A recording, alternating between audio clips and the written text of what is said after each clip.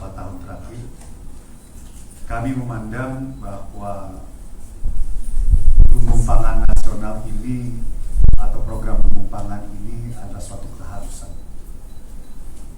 Jawaban dan solusi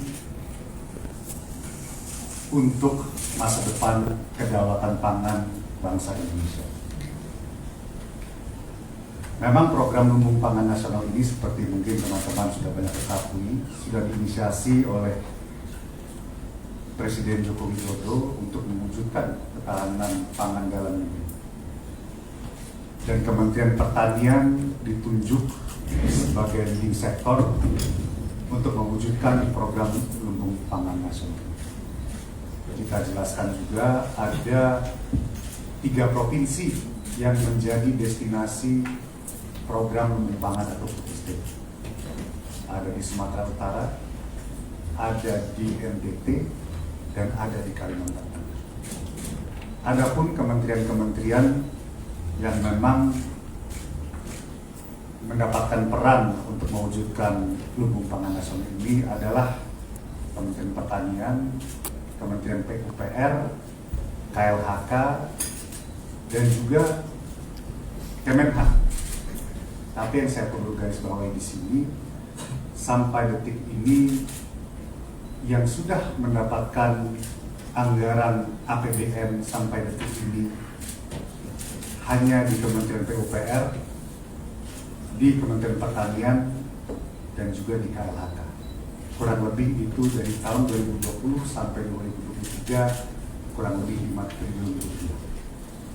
Dari Kementerian Pertahanan sampai detik ini tidak ada 1 rupiah pun anggaran APBN yang dikeluarkan untuk program lumbung pangan nasional. Teman-teman nanti juga bisa silahkan cek kebenaran data ini. Dicek di dalam pipa. Silakan.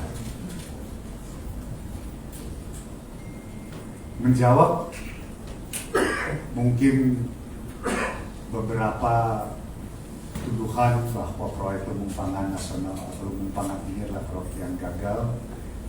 Kita ingin memberikan informasi bahwa sebuah proyek untuk mewujudkan lumbung pangan ini bukan proses yang instan. Bukan 1 hari, 2 hari, 1 minggu, 1 bulan itu direncanakan, dijalankan, terus membuahkan hasil secara langsung. Memang membutuhkan proses. Tapi evaluasi dan juga pengawasan yang telah dilakukan oleh berbagai pihak juga, termasuk kunjungan-kunjungan kerja Komisi 4 DPR RI ke Sumatera Utara contohnya, sebuah destinasi lumbung pangan di bawah naungan Kementerian Pertanian, itu melihat progres yang cukup signifikan.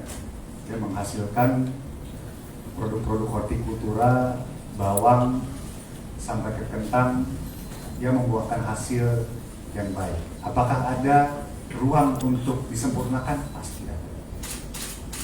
Tadi saya lupa menjelaskan sedikit ya, mengenai peran masing-masing kementerian. PUPR itu ditunjuk untuk mempersiapkan infrastruktur, untuk menyiapkan lahan-lahan lumbung pangan ini dari jalan, irigasi, dan lain sebagainya.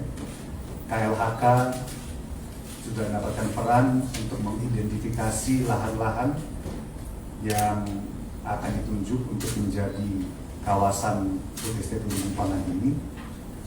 Adapun Kementerian Pertanian yang menjadi leading sektor untuk mewujudkan lumbung pangan nasional tersebut. Nah, saya ingin masuk sedikit ke lahan yang di Kalimantan Tengah, lebih tepatnya di Kabupaten Gunung Mas, yang sering menjadi perdebatan atau mungkin catatan dari berbagai pihak, termasuk rival-rival politik kita, di mana nanti saya akan share ke teman-teman video yang sudah kami terima, kami lihat, karena kami juga ingin mengecek kondisi terakhir yang menunjukkan bahwa progres